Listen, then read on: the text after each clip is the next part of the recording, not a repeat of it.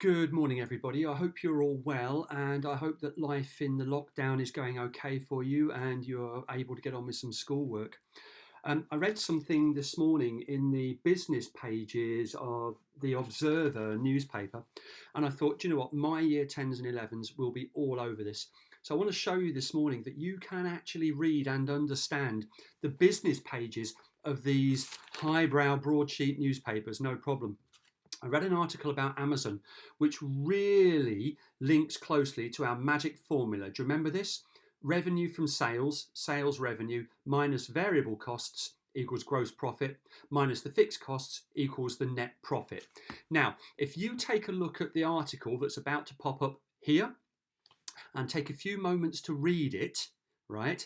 This is what you should do. I want to see whether you can put those numbers, map them onto the magic formula. So if you scribble this down, or if you know it from memory, which I'm sure you do by now, and map some of those numbers onto this, then press pause and we'll pick up again in a minute.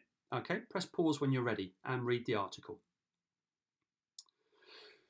What the article is saying then is that since the lockdown across the world, the coronavirus has affected different countries in different ways, is that Amazon has generated $75 billion.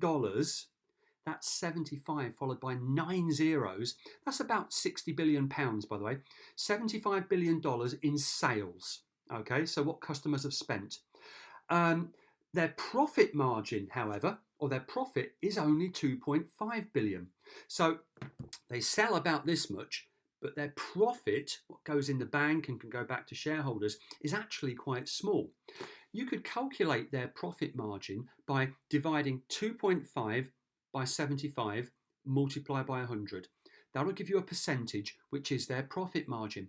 One of the reasons, now look, Amazon always have low profit margins. That's why they afford to sell things. They can afford to sell things so cheaply, is that they don't make much on the individual items, but they sell so many of them. They have had an additional $4 billion in fixed costs. Can you think what that is?